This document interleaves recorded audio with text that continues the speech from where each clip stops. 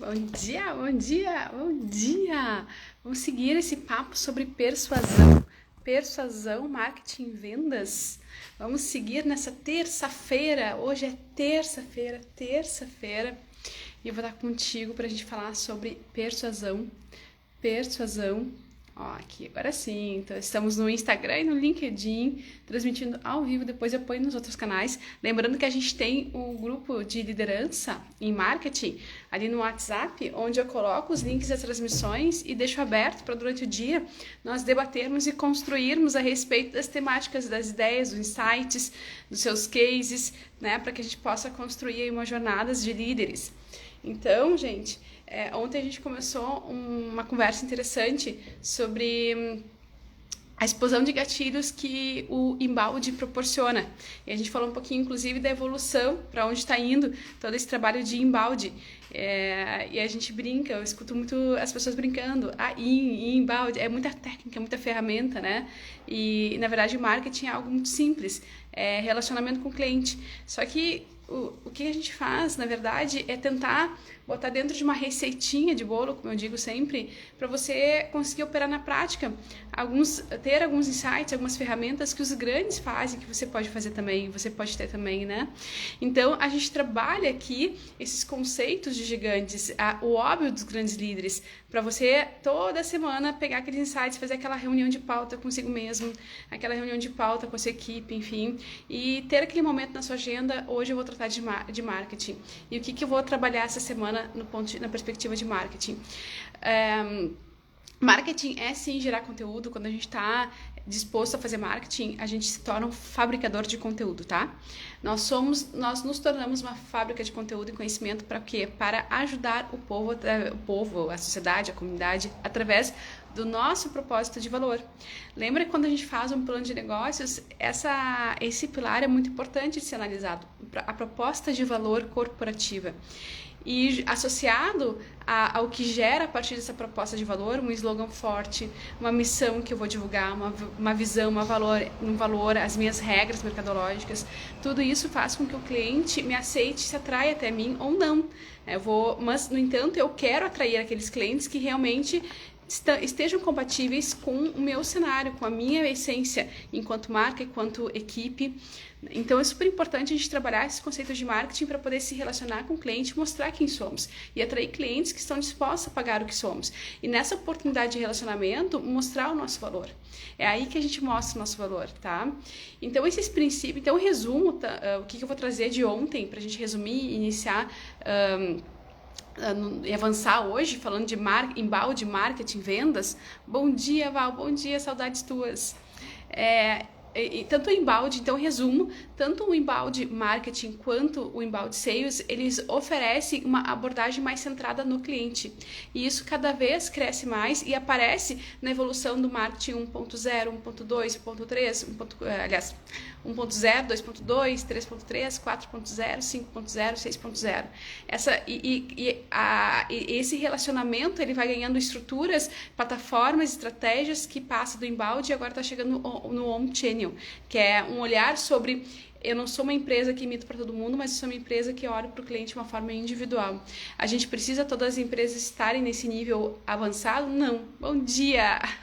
Mas o que a gente precisa ter em mente, e isso sim, eu não quero que você perca de vista nunca, é o fato de que hoje as empresas que ganham o jogo, que estão no mercado, que estão na vanguarda, são aquelas empresas que se centram seus esforços para o bom atendimento, para a educação do mercado, para transmitir para o mercado o seu valor, para interagir com o mercado, para sanar as dores do seu público. Essas são as empresas que permeiam, que permanecem, né, no cenário mercadológico. Bom dia, Daniel, delícia vocês aqui.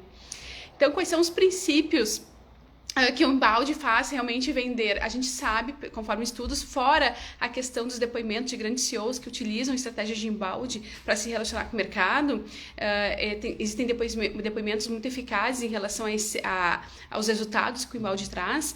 Mas por que eles trazem tantos resultados? Porque quando você faz essa cultura de relacionamento com o seu cliente, você explode naturalmente vários gatilhos mentais. Quando a gente faz transmissão sobre gatilhos mentais, a gente ensina autoridade, credibilidade, história. Então eu tenho que trabalhar na minha narrativa esses elementos. Então eu estou conversando, eu estou fazendo um vídeo, de repente eu vou dizer quando eu vi isso no doutorado que eu fiz, no mestrado que eu fiz, na pós que eu fiz, quando eu atendi um cliente, eu abordei tal, né? Então eu vou puxando elementos da minha história, da minha jornada, para mostrar que realmente eu estou no mercado, eu estou validando tudo que eu faço, tudo que eu digo. E isso é muito interessante. Então essa narrativa onde eu coloco estatística, história, quem eu sou, prova social, depoimentos, isso vai ativando vários fatores, várias emoções dentro do consumidor, dentro do cliente, que vai fazer com que ele se conecte comigo.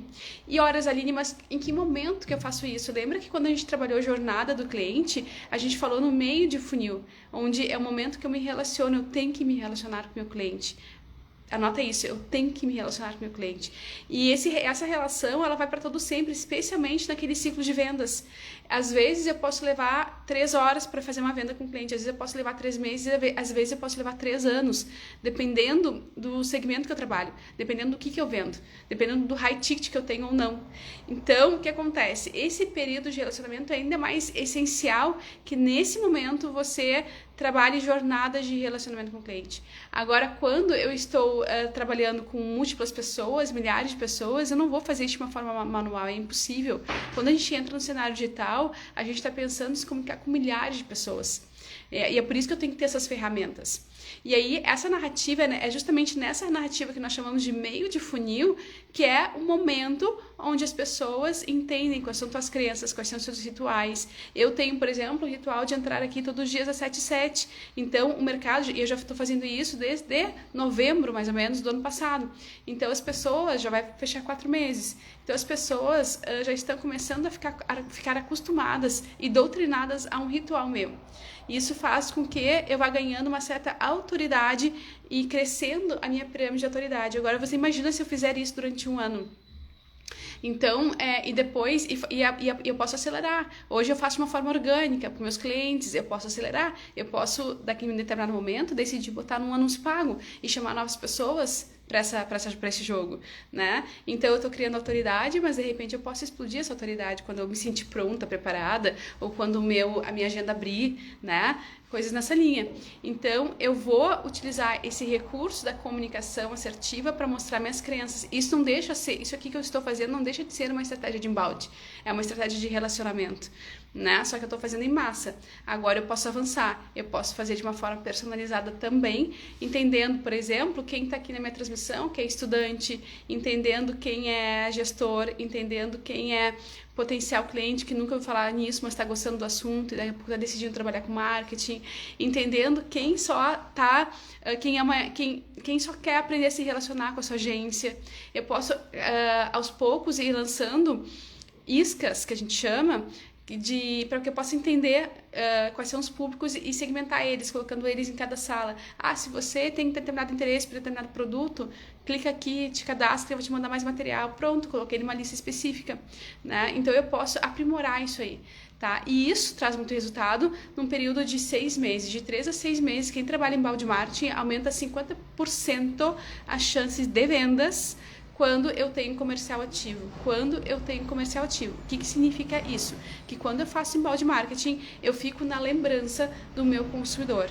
E aí, se eu faço um trabalho de ligar para aquela pessoa, né? Se eu faço um trabalho de felicitá-lo, fazer uma proposta de produto, de oferta de serviço, enfim, aquela pessoa ela já está me escutando e nesse período de 3 a 6 meses, a propensão é ela dizer sim para mim. A tendência é ela dizer sim para mim. Então, se eu faço esse trabalho, as pesquisas dizem que se eu faço esse trabalho de relacionamento com o cliente no período de 3 a 6 meses, eu ligo para ele, para esse cliente e faço uma oferta, a tendência é que esse cliente diga sim 50% mais do que se eu não fizesse trabalho de relacionamento com ele. É mais ou menos assim, quando você está no LinkedIn, né? O LinkedIn que é aquela plataforma de relacionamento profissional, e aí você coloca seu currículo e comercializa seu produto, enfim, seu currículo, e aí você quer emprego, né? Você está desempregado, você quer emprego. Aí você vai lá e começa a conversar com um monte de gente que está no LinkedIn. Só que as pessoas pouco vão te dar valor, Por quê? Porque enquanto você estava empregado, você não se relacionava com aquelas pessoas que estão ali contratando. Então as pessoas meio que não te conhecem. Elas vão dar prioridade para quem elas conhecem, para quem já está conversando com ela, né? A menos que realmente teu currículo seja único, ainda que elas não te conheçam. Então essa questão da gente criar relacionamento, ela ativa alguns gatilhos da reciprocidade, da empatia, uma série de questões importantes que a gente vai conversar e que vai explodir aqui as tuas vendas, tá? É um relacionamento sustentável a longo prazo. Eu diria que esse é o gancho de todo o resultado que o inbound te traz. Esses princípios da persuasão que eu estou ilustrando com o inbound, que é atraia seu cliente, né? O princípio da persuasão atraia seu cliente, ele foi conceituado por Robert Greene, mas dentro dele a gente executa ele na prática do ponto de vista de marketing através das ações de inbound. É o mais assertivo a se fazer. Existem outras técnicas, sim, tá? Mas o inbound hoje é o mais difundido. O que acontece? Além do Robert Greene, tem o Robert Cialdini, que é um baita de um pesquisador que fala sobre os princípios da persuasão. Ele tem vários livros sobre isso e ele cita conceitos fundamentais aí para a gente colocar na nossa narrativa e explodir ainda mais as vendas, tá? É óbvio que quem trabalha com marketing já mais ou menos domina isso. Por isso que eu gosto de dizer, eu trago o que os gigantes fazem, né? O que eles já fazem no dia a dia, para você entender como é que eles têm sucesso, como é que uma empresa, como é que um Steve Jobs, de uma garagem, passou a ser o que é hoje, né? Então tem muita ciência por trás, que pode ter sido construída de uma forma empírica, ou ele pode ter contratado especialistas, enfim. O fato é que hoje eu vejo essas grandes empresas colocarem na prática tudo que a gente ensina aqui. Tanto que sempre quando chega no momento de eu dar exemplo de empresas, a maioria que fazem bem feito são sempre as que estão lá em cima e são sempre as mesmas, né?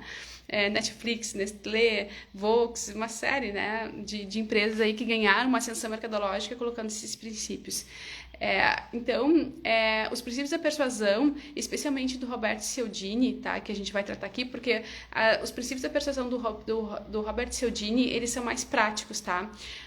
Quando a gente pensa em Robert Greene, eles são mais amplos, né? Então, o Greene, ele fala, você tem que atrair seus clientes, beleza, mas como, né? E aqui que entra outras correntes. Não existem só esses, tá, gente? Mas esses aqui eu gosto porque realmente funciona, são mais práticos, o pessoal já está acostumado, e não que os princípios sejam deles, mas eles conseguiram organizar como se fosse um passo a passo, organizar como se fosse uma metodologia, eles conseguiram dar um destaque, fazer uma pesquisa mais tangível para que a gente pudesse entender na prática como é que funciona de uma forma testada, né?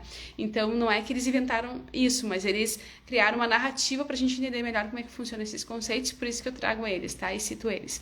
Então, os princípios da persuasão de Cialdini, eles têm uma aplicação direta, tá? No significado e no contexto do inbound marketing e do inbound sales. Lembrando que inbound marketing e inbound sales é aquela passagem. Eu atraio pelo meu público e faço as vendas no digital. Então, eu tenho um sistema que vai pontuando, ele vai colocando estrelinhas no meu cliente, né, que está interagindo comigo, o sistema fala assim, esse cliente aqui, ele já abriu tantas newsletters, ele respondeu, ele acessou um site, ele acessou um outro canal, ele vai pontuando, e quando ele chega num volume de estrelas, numa pontuação lá em cima, o próprio sistema passa para o comercial.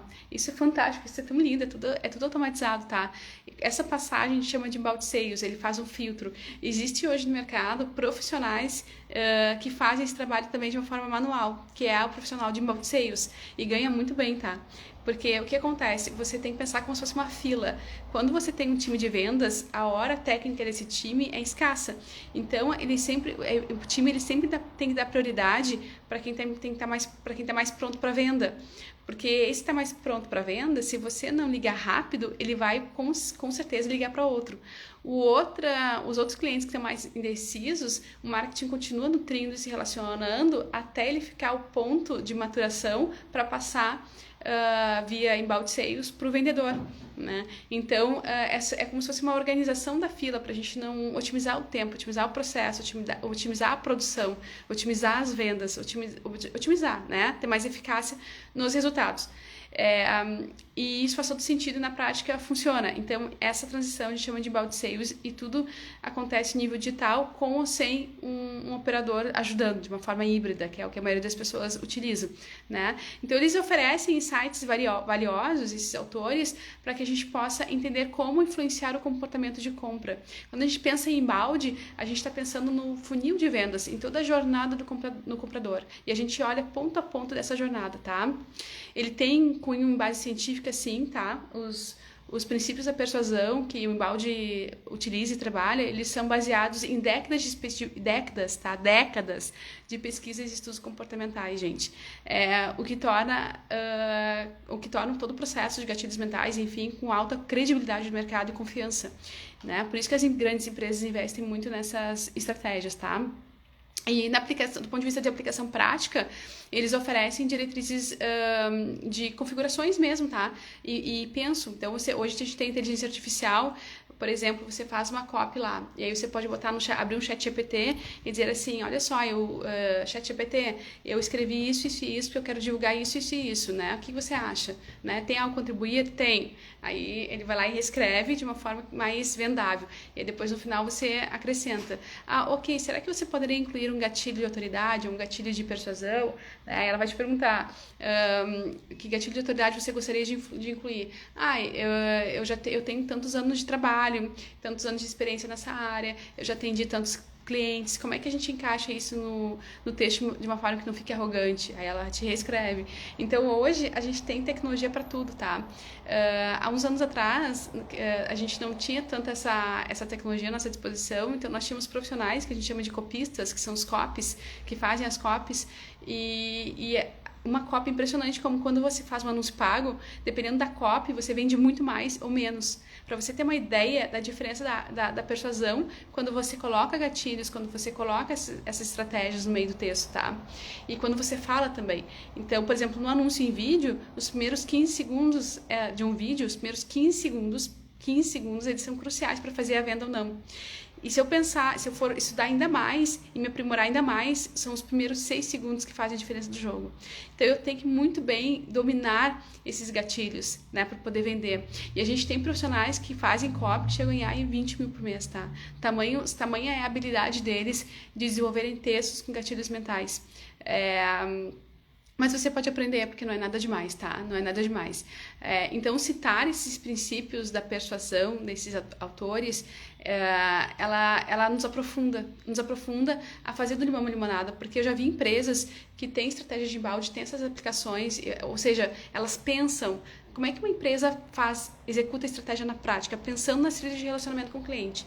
É óbvio, como eu digo, que as plataformas ajudam, mas se eu pegar um papel de pão, tá, e escrever, hoje, no dia 1, eu vou mandar um artigo para o meu cliente, no dia 2, eu vou perguntar se ele entendeu o artigo, no dia 3, eu vou conectar esse artigo com um gancho de mercado que aconteceu, né, uma explosão na economia, na política, que tem a ver, que impacta com o negócio dele, enfim, né? Então eu vou criando uma jornada de relacionamento para estar sempre conversando. Quando eu faço esse penso, eu estou fazendo trilha de relacionamento, eu estou fazendo inbound, né? A questão é que se eu não tenho tecnologia, muitas vezes eu paro de fazer, porque dá muito trabalho. Como eu digo, é uma fábrica de conteúdo, dá muito trabalho. E você ativa naturalmente os gatilhos porque você está pensando no cliente, né? E se você vai aprimorando isso, você vai entendendo o que funciona mais, você explode.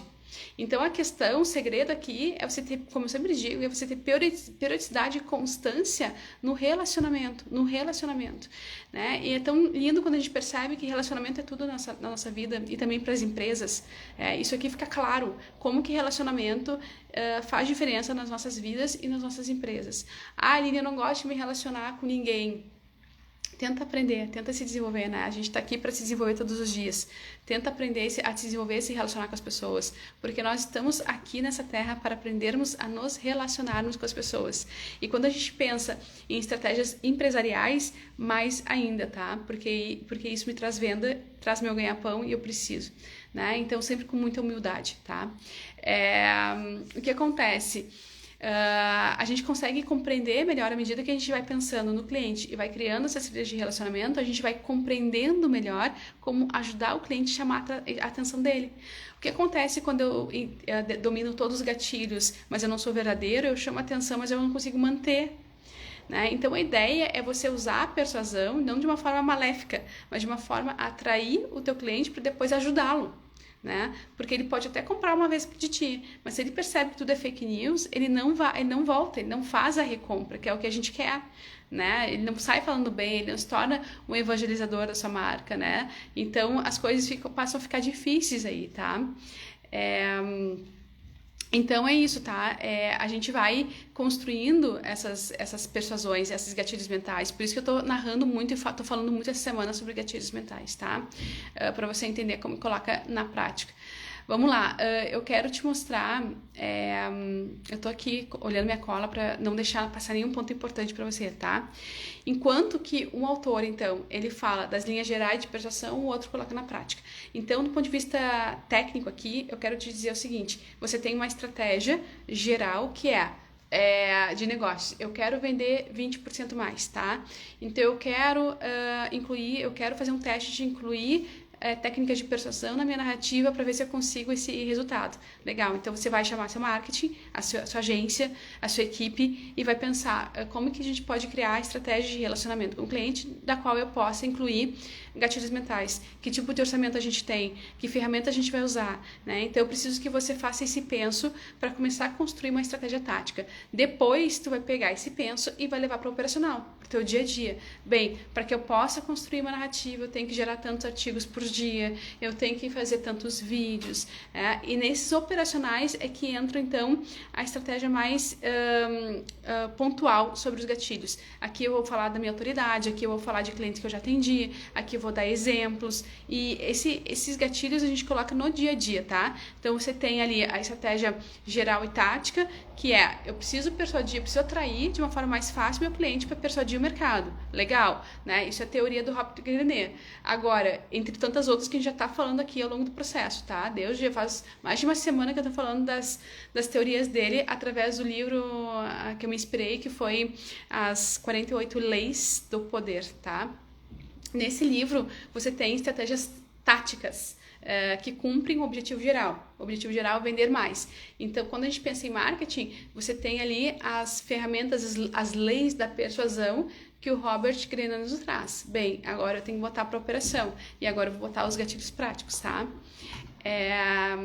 Isso aqui a gente tem que entender como conceito. Quais são os gatilhos práticos operacionais que não só esses autores que eu estou citando nos trazem, mas também outros atores e os próprios especialistas do marketing, das vendas, testam e funciona, tá? São 5 principais, gente. 5 principais, tá? O primeiro deles, reciprocidade. O segundo deles, compromisso, tá? O terceiro deles, eu já vou explicar um pouquinho mais, porque hoje o nosso objetivo é esse, tá? Mais uns 10 minutinhos aqui contigo te explicando isso, tá? Então, reciprocidade, compromisso, prova social, autoridade, simpatia, tá? E escassez. 6, citei 6, né? 6, eu separei 6. Vamos lá. Reciprocidade, compromisso, prova social, autoridade, simpatia e escassez, tá? Então, são os principais que o Robert destacou para nós, tá? O Robert Cialdini, tá? Porém, o mercado do marketing, ele trabalha com cerca de 25 gatilhos mentais, tá? Simultaneamente. Eu já fiz uma transmissão falando sobre os 25 gatilhos principais do marketing. E não é só esse autor que trabalha com os gatilhos mentais. Esses gatilhos mentais são consensuais dentro do marketing. Porém, esse autor, ele estudou, décadas de pesquisa dizendo, esses aqui são os principais, tá? O que acontece? Quando eu penso em reciprocidade, eu penso em eu me colocar no lugar do meu cliente, tá? Então, isso faz venda sim. Então, quando você pensa na estratégia de relacionamento com o seu cliente, que é o inbound, no caso, você vai, em determinado ponto da trilha de relacionamento, fazer um entregável, que a gente chama, se colocando no lugar do seu cliente. Então, você pode fazer um vídeo dizendo, olha, já estive no teu lugar. Você pode fazer um artigo, olha, quando eu estive no teu lugar. Né? Então, por isso que quando a gente fala em jornada do herói, sempre vende. Sabe aquelas pessoas que narram a sua história e acaba vendendo com isso? É porque sempre vai atrair um público que se enxerga naquela história, né? Não necessariamente porque cumpriu os mesmos passos, mas porque sentiu as mesmas dores, porque também teve as mesmas dificuldades.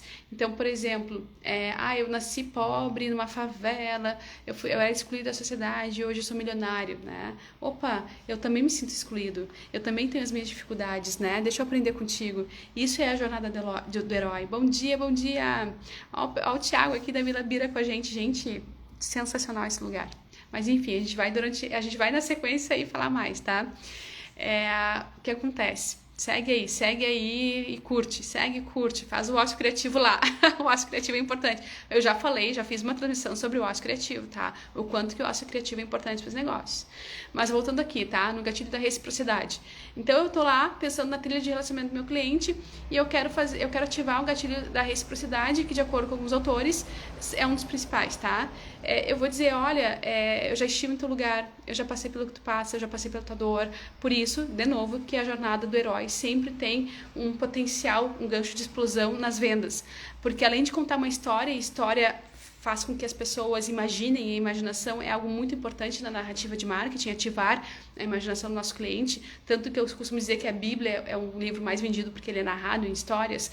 Então, quando a gente conta história, você leva a pessoa a imaginar, tá? E quando você leva a pessoa a imaginar, você vende porque ela se conecta mais contigo, você marca mais a vida dela. Então, quando você tem uma jornada do herói, você tá contando a sua história, ativando o gatilho da reciprocidade e também contando uma história, tá? Então, sim, funciona, tá? O gatilho da reciprocidade funciona muito. Compromisso é outro gatilho aqui, que esse autor, o Robert Cialdini, ele trabalha muito, tá? É o segundo que ele mais trabalha, que é o compromisso. Então, o que é o compromisso e coerência, tá? Vamos pensar com compromisso e coerência. Olha só, você está negociando com o cliente, tá? Você está negociando ali e você fala assim, olha, o seu orçamento vai dar X. Aí o cliente fala, que legal, tá bom, faz sentido, gostou. Quando ele vai fechar, geralmente vê se não acontece com você, geralmente vem aquelas coisas assim, você compra um carro, tá? Você quer adicionar o som, você quer adicionar o tapete, você quer adicionar... E aí quando você vê, a conta aumenta muito, tá? E o cliente, como ele já adotou um compromisso com ele mesmo, com os parentes, ele já foi para casa feliz, dizendo que ele vai comprar um carro, por exemplo, no caso de um carro, né? Quando ele voltar, o vendedor vai estar botando algumas taxas, algumas condições a mais que ele vai acabar comprando, porque ele já se comprometeu, né? Esse é um gatilho de compromisso e coerência, tá? Existem outras formas de ativar eles, óbvio, né? Mas é você manter uma coerência sobre... É você dizer assim, você é verdadeiro? Olha só, você tem valores que eu também tenho, então isso está ativando uma coerência, uma conexão com o cliente. Vem cá, me acompanha, me escuta, né? Ou então você, por exemplo... tá falando com o cliente ali e você percebe que ele tem uma necessidade, ele diz que ele tem uma necessidade. E aí você tá conversando, né, um happy hour, né, de um congresso, de um workshop, sei lá naquele momento de coffee break, né? Tô dando um exemplo de um pitch rápido aqui, tá? Que acontece.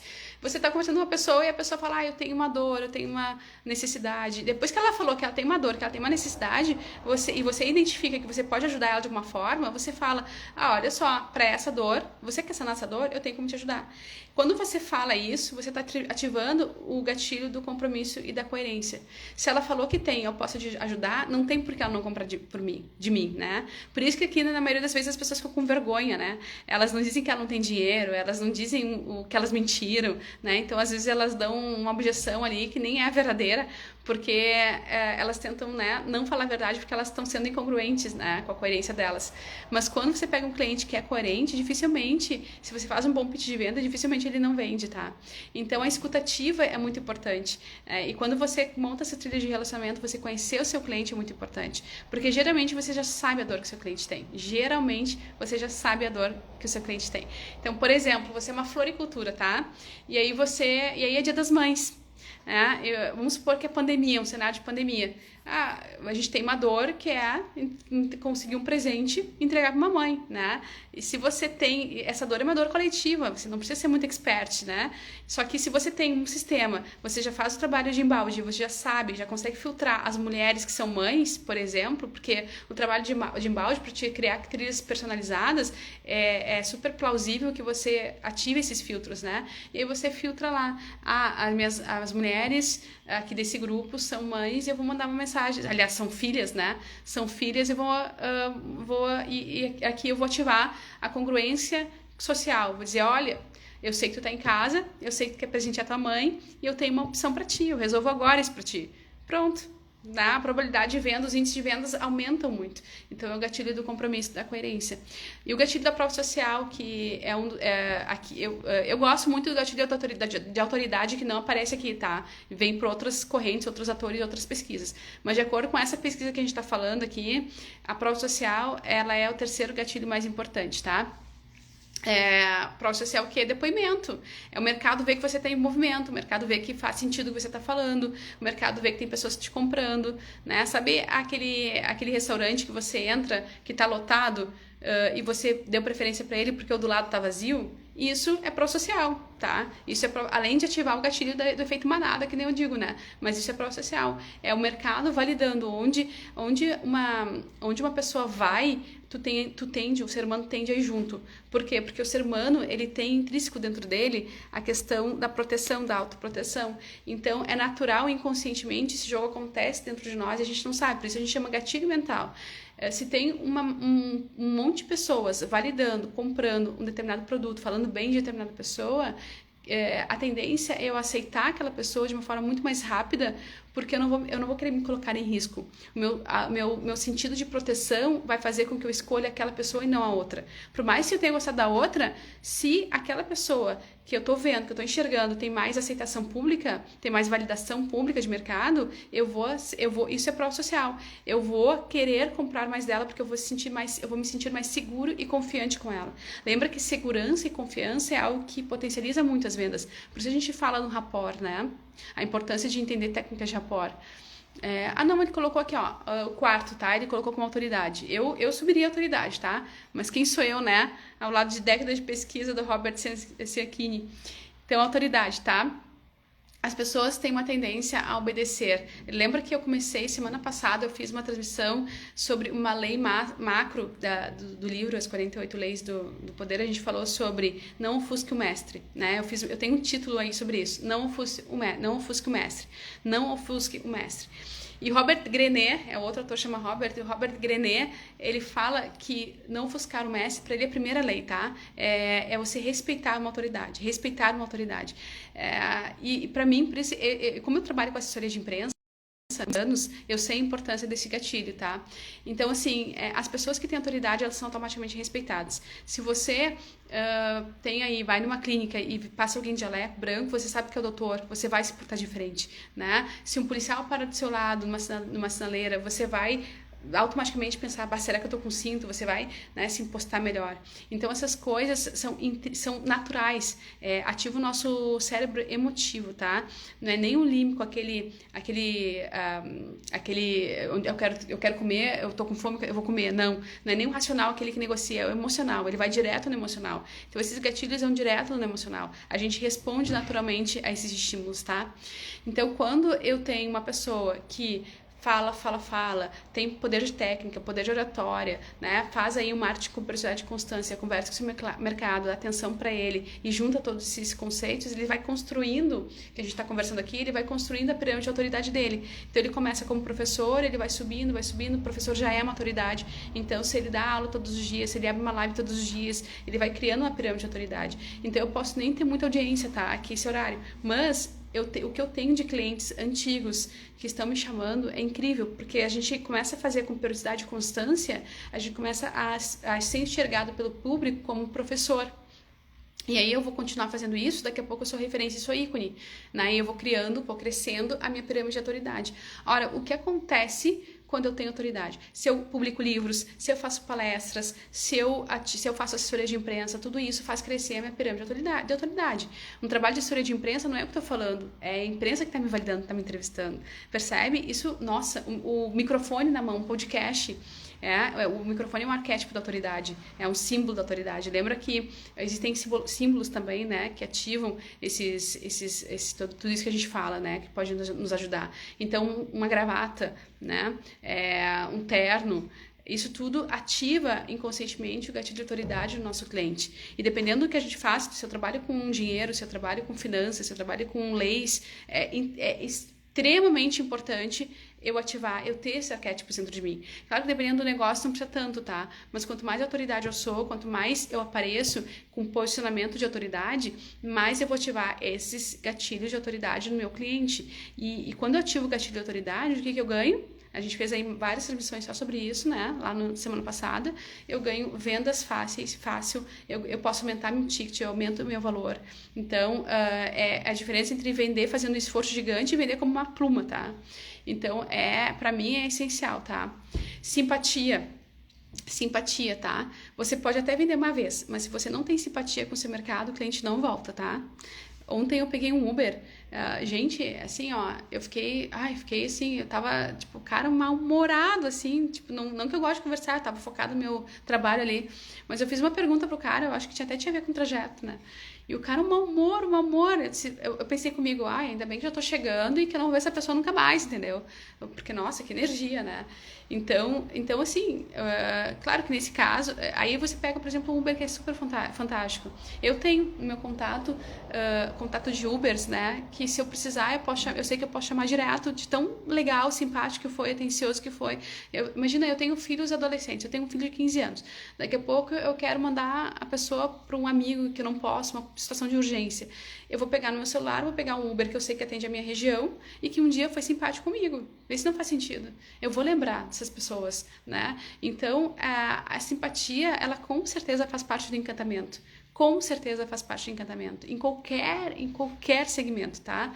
Em qualquer segmento. É extremamente importante e faz diferença total nas suas vendas. Se você não tem um vendedor que é simpático, reveja, tá? Reveja essa situação. Vai lá, faz um treinamento, conversa sério, né? Porque isso aqui pode ser tem uns vendedores que são muito técnicos, mas não são simpáticos, né? São muito, por exemplo, esse Uber que eu peguei ontem, ele dirigia muito bem, né? Mas, e às vezes, essas pessoas, elas vendem muito bem. Só que imagina o quanto que elas poderiam explodir se elas ainda fossem simpáticas, né? Então, essa é uma questão de a gente agregar, empilhar valores, né? Empilhar coisas boas. E o último gatilho que eu quero trazer hoje para você é o da escassez, tá?